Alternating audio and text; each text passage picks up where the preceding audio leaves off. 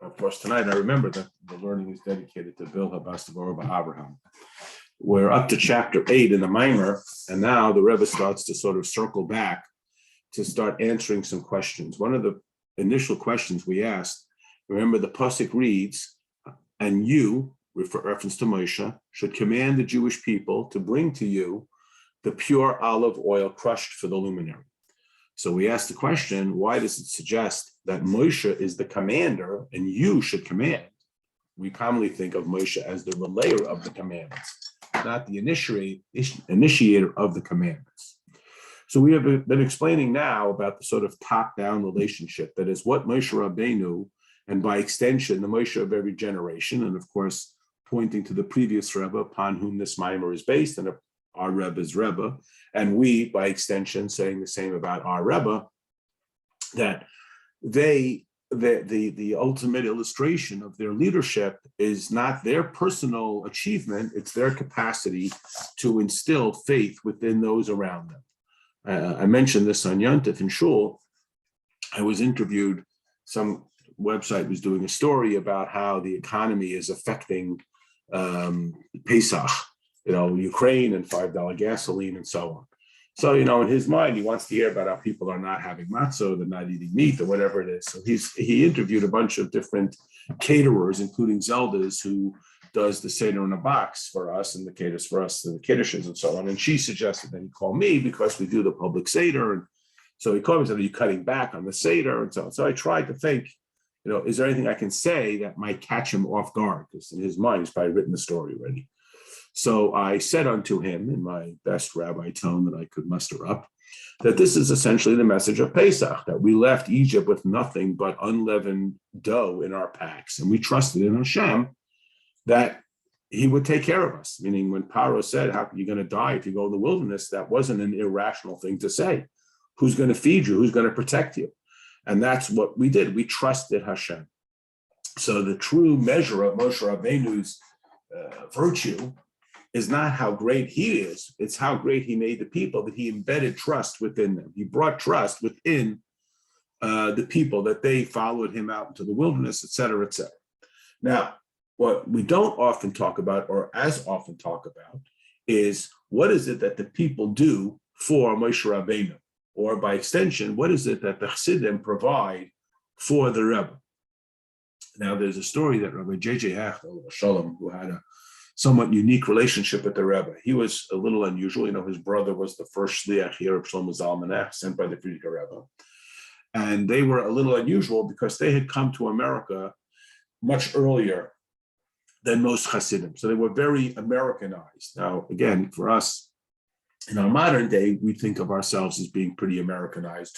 We don't run when we see policemen. We're not afraid of American culture. But those people who grew up in communism or people who survived the Holocaust, they have a very different mentality about interacting with government. But the Hechs, they grew up or came to this country, and therefore they had a greater familiarity with American culture and so on. And that's why Rabbi J.J. Hech had close relationships with politicians when that was considered highly unusual for ultra-Orthodox rabbis with beards to have a relationship with governors and so on. Anyway, as a result of this, or in conjunction with this, he had a very special relationship with the Rebbe. We're coming up to Lag BaOmer. He was the host of the Lag BaOmer parades. He was the person who translated the Rebbe's talks on the radio and at the children's rallies, because he was the sort of ambassador of Lubavitch to the American world, in a sense.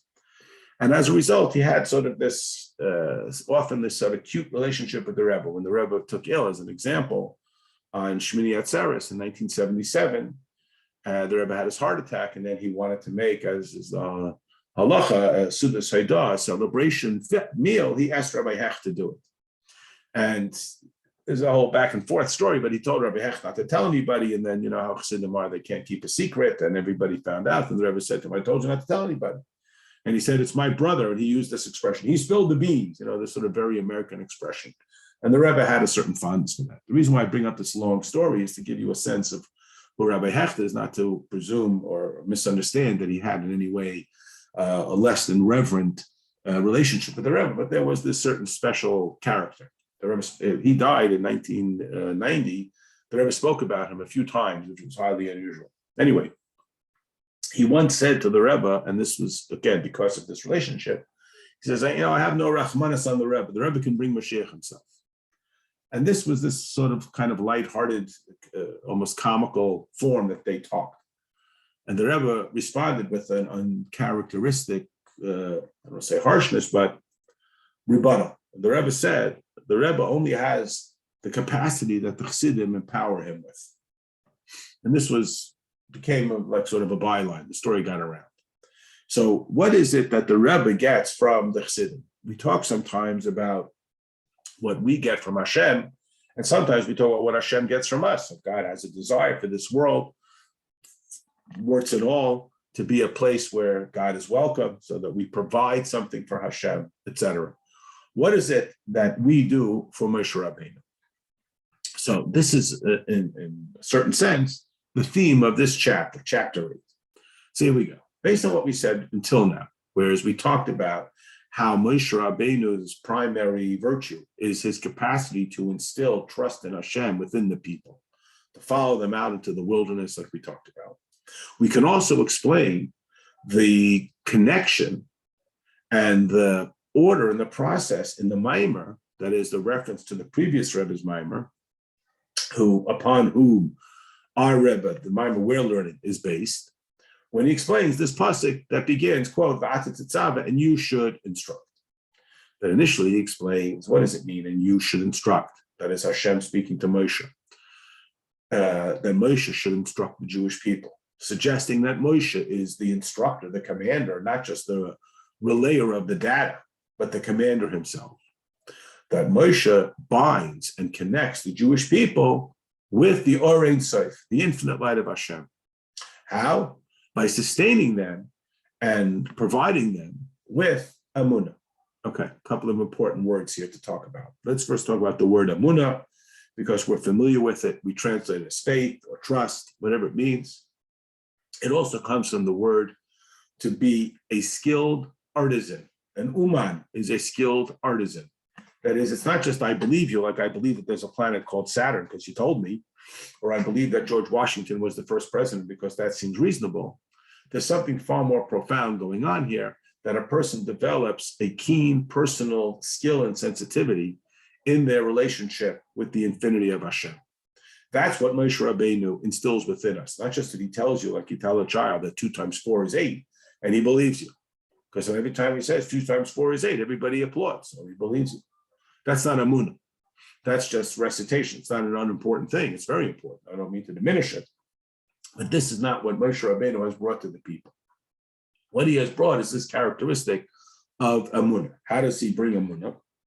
So we might think, and if any one of us, I'm sure probably all of us, has had somebody say, how can you prove to me that God exists? I want you to prove it to me. And Rabbi Zalman Posner, Oliver Shalom, who was the Rav in Memphis, Tennessee, and authored a book. It's called Think Jewish. It was one of the first book in English of essays about Hasidic thought. So he talks about that when people say to him, how can you prove that God exists, or prove to me that God exists? And I've tried this tactic and had a similar experience that he records. He always says to them, well, what would prove it to you? And if I do prove it to you, will you then commit yourself to Torah and mitzvahs? And so far, everybody basically says, well, I don't know. Well, if you don't know, what would prove to you, am I supposed to know? Well, what do you mean?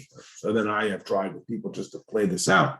Well, what do you accept as factual? Do you accept, like I said, that George Washington is the first president? Oh, of course. Everyone knows that. So with that, is that your barometer? Everybody knows? I mean, a lot of kids in France don't know that. And so, well, it's written down. Well, nothing's been written down more consistently than Torah, et cetera, et cetera. So whatever barometer or formula that you employ to validate any concept, you can apply to Hashem. But that's not what we're talking about here. We're not discussing convincing you that Hashem exists. And miracles, as we know, don't convince us, because one day is a miracle, a couple of weeks later, we're worshiping the golden calf. So here the Rebbe explains, and it's in the parentheses in the actual text, that what Moshe Rabbeinu does is he gives us a glimpse into the Or Ein Sof, the light that has no end. Now, this is a concept that I'm sure everybody here has heard before. We describe God often as infinite, without end, and so on. But what does it mean that Moshe Rabbeinu links the Jewish people with the Or Ein Sof? What does that mean, and how is that achieved? Curiously, coming from Pesach, giving an illustration, there's a mimer of our Rebbe, based on a mimer from the Alter Rebbe, that addresses the question of the wise son. So hopefully you recognize from the Haggadah, the Torah speaks of 4 sons, and that is a direct reference to various verses in the Torah, in the Chumash. And the first one we talk about is called the Chacham. The Chacham, what does he say? What are these testimonials, these statutes and justice laws, edus, chukim, and mishpatim, that God, our God, has commanded you? So we ask the question, where is the Chacham in his question? I mean, the Torah is describing him, the Haggadah is describing him as wise. That question doesn't reflect any wisdom. Anyone can say, what is that? And how is his question markedly different than the wicked son who says, what is this service to you? So we explain, well, there is a nuanced difference that the wise son says that God, our God, so he includes himself. He throws in that qualifier, God, our God, has commanded. So that helps. But still, why does he begin with this question? Where is the wisdom in his question? And then, as we start to analyze it a little bit more specifically, the order of the mitzvahs that he lays out seems unusual. We talk about that one of the ways that we can group the mitzvahs is based on our capacity to understand them. There are some mitzvahs, for example, honoring parents and the prohibition against murder, that other societies have replicated. We call those the mishpatim. So you don't need Torah to tell you to do them. Then there are mitzvahs that are chukim, that have no rational explanation, the prohibition of sewing wool and linen together, shatnez. It has no logical rationale. And then there are the testimonials. So Shabbos is a testimonial. We keep Shabbos. It reminds us that God created the world in 6 days and rested on the 7th. We observe Sukkot. It reminds us that God protected us in the wilderness. Now, lahavdil, other nations have their edus. I mean, July 4th and Thanksgiving are a form of testimonial. They testify to the history and the culture of that country. So why does the wise son lead with the edus? Commonly, we group them from either rational to irrational, mishpatim to edus to chukim, or irrational to rational, chukim to edus to mishpatim. Either way, the edus, the testimonials, come in the middle. They don't, in a common alignment, they don't come in the beginning. And yet here, the Chacham's question, they come in the beginning. So our Rebbe goes on to explain in some great detail that there's various ways in which Hashem relates to the world. There's the very particular way in which Hashem relates to the world, what we call memale kol almin, which is Hebrew for the way Hashem relates to the particulars in the world. You know, the square pegs and the square holes, the round pegs and the round holes. My hand draws and my mouth talks too much and my eyes see, and so on. It's very attenuated, it's very particularized. Square pegs in the square holes and round pegs in the round holes. Then there is the way in which God hovers above this world that you can't understand. So God says, don't mix meat and milk. Meat good, meat and milk not good. Why? I don't know. It's out of this world. It's not something that we can comprehend. But then there is still the suggestion that there's logic, and that idea of not mixing wool and linen, even though wool is good and linen is good, but wool and linen is not good, is outside of the parameters of logic. You got logic and you got that which is outside of logic. And so that level is called Seidet Kolam. It surrounds the world.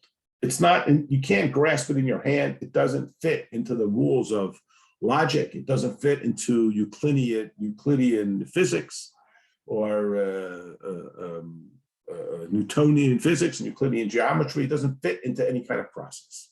But it's still within the realm of logical. It's logical, it's illogical. So to say, it's like if you say, how many people come to shul? And I say, less than 10,000, it's not untrue, but it doesn't really give the person's inquiry, the inquirer, much data. It's true, it's less than 10,000, but is it 9,700 or is it 6? So it's still within that realm. But then how do we get to the very essence of Hashem? And that is through the edus, through the testimonials. Just like the word edus means to attest to something. That means I don't have to testify that a rock is a rock because it's not questioned. I don't even have to testify that the sun is going to come up tomorrow, because if you just wait till tomorrow, the sun will come up. What do we need testimony for? For something that we would otherwise not know without the testimony of the witness. That is, he adds information, he brings us information that is otherwise not available to us. This is the idea that the Rebbe, the Moshe Rabbeinu, gives access to the people, or gives the people access to a level of godliness that they could never otherwise attain. They could never touch that level. Not through, because he does miracles, etc. He gives them access like a witness who tells us something that we could never figure out on our own. We could never learn this on our own. We need him to tell it to us. That's what Moshe Rabbeinu does. And if we can have that kind of locked in awareness, then that can never be challenged. I mean, if we only go with the logical mitzvahs, so today you'll tell me logical, tomorrow it's not logical. We'll debate it all day and night. Even if you'll tell me the illogical mitzvahs, there'll be attempts to try to give logic to it. We've all heard that. People say, oh, I know why God doesn't want us to eat meat and milk. They'll give some health explanation, which of course always winds up, but nowadays we can do it. But when we have these attestations, we are given access to something that, again, we can't know it on our own. And if the person tells us, if we believe him, we can't challenge it. We can say, you didn't see that. You didn't see what you say you saw. That would be ridiculous, unless we just don't trust the person. So this is the gift that Moshe Rabbeinu, this is the gift of having a Rebbe, because the Rebbe has an alignment with the infinite of Hashem that we would never be able to have access to. And that access is made available to us through the Moshe Rabbeinu. And that's what locks us into something that can never be shaken, not by any counter argument, because it's not based on an argument, and not even by the argument that which you think is irrational can be rationalized, like we discussed. And that's Ein Sof, without end. Now, there's much discussion, which is a little bit outside of our context here, as why we call it the light that has no end, or Ein Sof, light no end. Why don't we call it light with no beginning? Because true infinity has no beginning and no end. So we explain, just briefly, it's a longer discussion, that it does have a beginning, because it's not the very essence of Hashem. It's the expression of Hashem. It's the light. It's not the infinity of Hashem. It's the infinity of the light of Hashem, which is what Hashem is gifting to us. Now, we explain that the leaders, that is the shepherds, and again, that word leaders is a little misleading, because it's not about he's the leader and therefore everybody follows him, but he nurtures the people like the shepherd of faith, who not only you can trust him, but he embeds trust within the community in every generation. That is the expression of the Moshe in every generation. Strengthens that emunah of the Jewish people. That's what Mordechai did. He was the Moshe of his generation. Again, a threat comes against the Jewish people, the threat of annihilation. Again, remember the Haman threat is harsher than the Holocaust. It's harsher than any other threat in our history, the absolute, total, and complete annihilation of every Jew, man, woman, and child on one single day. And there's nobody there to campaign for our rescue. There's nobody outside of Achashverosh's authority who can campaign for us to be spared. And as the Alter Rebbe has pointed out, our Rebbe has quoted it, which it seems to be an original idea from the Alter Rebbe, that there was a way out for the people. They could have surrendered their Jewish identity. They could have come to Haman and say, we won't be Jewish anymore. Well, we won't be committed to Torah anymore and Hashem, and they would have been spared. Now, it's ironic because we tend to think of, or not ironic is the wrong word, it's instructive, because we tend to think of Purim as being a threat against our body and Hanukkah as a threat against our soul. But as we know, you really can't separate the two. So when the person says, I don't have anything against Jews, I just don't like Judaism, They say I don't have anything against Judaism, I just don't like Jews. That really the two are inseparable. Haman knows this. Antiochus in the Hanukkah story knows this, and therefore the two become conflagrated within each other. So what does Moshe Rabbeinu do in that situation? What does Mordechai do? They strengthen this amunah of the Jewish people. And remember what amunah means, not just I believe, like, yes, I believe you. Check that box. Like, I believe it's going to rain tomorrow, some sort of vague speculation or some sort of acceptance of an issue that I'm not all that interested in anyway. So if you tell me there's a planet called Saturn, I believe you. What do I care? Or you talk me into it, because tomorrow you'll talk me out of it. Here we mean that a person develops this absolute skills, like the skill of reading. You can't unlearn it. When you learn how to read, every time you see those letters, you know you immediately go to the name or to the word, and you no longer sound it out. It's become so embedded in your identity that you see it within every aspect of your existence. This is what amunah means, not just, yes, I believe you, like, okay, leave me alone. So this is what Mordechai does, this is what Moshe does, which is why we're willing to step out into the wilderness with nothing but matzahs, why we're willing to defy Haman, and he gathers them to study Torah and do mitzvahs, to further affirm the relationship with Hashem, when the quote, reasonable person is saying, just go to Haman and tell him you resign your Jewish identity. He's going to kill you for being Jewish. Just go and say, I won't be so Jewish anymore, and it'll stop bothering you. So how can we, because again, I can't tell you not to know how to read. It's so embedded in your identity. And we have this awareness, it cannot be otherwise. I cannot separate it from myself. And after this, we explain, what does it mean when the next clause in the verse reads, crushed for the luminary, that in the pasuk it speaks about, and this is a reference to Moshe. So remember, the pasuk, and you, reference to Moshe, not named, should instruct the Jewish people to bring to you the oil. That is, they give strength to Moshe, not just that he transforms them. They bring a strength to him that is crushed to find the very essence of that oil, because this that Moshe reveals the ma'or of the Jewish people. That is, again, he doesn't just talk you into it. He doesn't persuade you. Rabbi Sachs, many became leaders because they persuaded others to believe in them. The Rebbe is a leader because he believes so deeply in us. Moshe Rabbeinu doesn't just tell you, follow me because I know what I'm doing, because I'm so smart and so holy and so virtuous and so mighty. Moshe brings out this characteristic from within them. How? So he needs to squeeze it. It gets lost. It gets buried under clusters of mishigas. And this is what Moshe Rabbeinu reveals, the very essence of our identity, which again is linked, like we talked about before, with the testimonials that bring us not just to an aspect of Hashem, but to the essence of Hashem. This is primarily through the Moshe of each generation. That's his role. We know this as parents. A parent's greatest role is to bring their children to have independent alignment with Hashem. And that's a scary thing, because I'd rather just do it for them. I let my child do their homework on their own. They might get a B+. If I do it for them, they'll get an A. So if my objective is for them to get an A, then I'll do it. Just let me do it for you. It's a lot harder for me to bring out that quality that exists within them and to nourish it and nurture it as it is within them.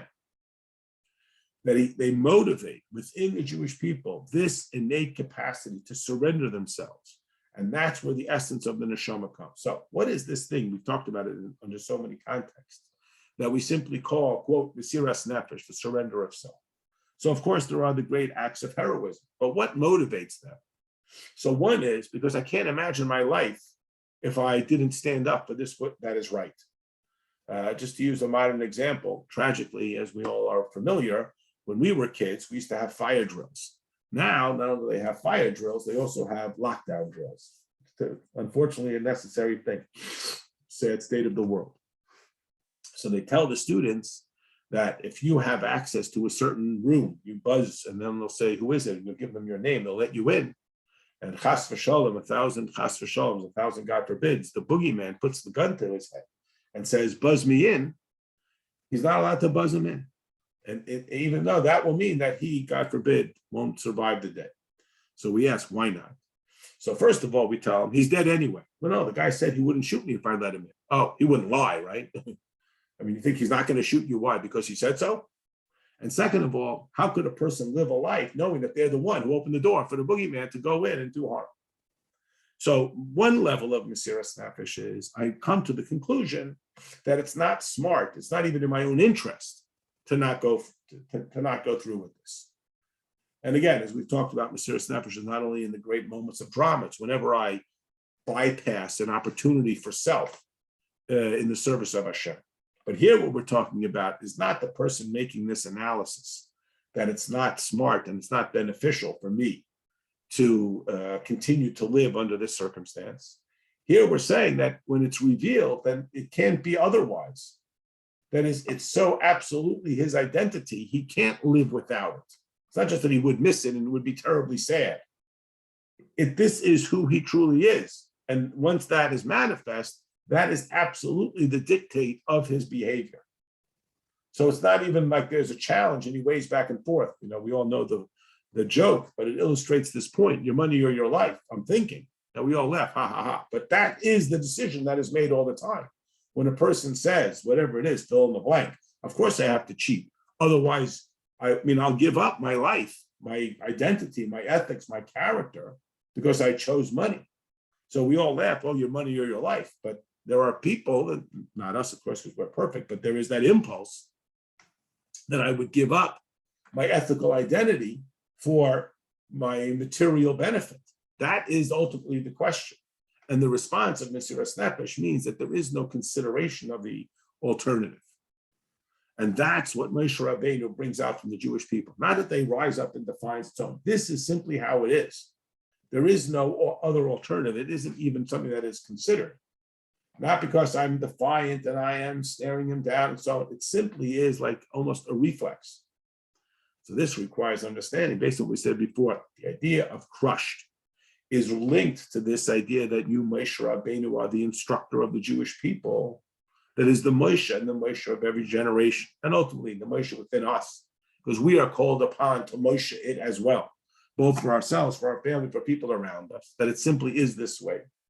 There's a story told that when they came to, I think it was Abi Ibn, to try to inspire him to go to the United Nations to get Israel declared for its own independent political entity, he told the story, or he responded, they tell the story that he responded, you people are crazy, but you've infected me with your craziness, which probably works for Chabad. I mean, this is crazy. You know, we had the guy on, send this guy to Nigeria. That's crazy. But now everybody, hey, I want to do that. That Moshe and the Moshe in every generation unifies, unites, and connects the Jewish people with the artisan. Like the pasuk says, that it's crushed. That is, they bring it to him. They bring this to Moshe, that the Jews bring the oil to Moshe. And this is this additional point that we, the people, add another degree of awareness within the leader. So it's not just that he trains us and teaches us. It's that Moshe Rabbeinu becomes in this manner elevated. He discovers a characteristic within himself that would otherwise not be noticed, or not be realized, that's a better word, absent the people's participation. So it's not only that what Moshe brings out within us, it's what we bring out within Moshe. All right, we'll stop here. Tomorrow night, 9 o'clock, we'll do some Parsha, and we'll see you tomorrow night. So I'll post the recording. Good night, good night, good night. Night.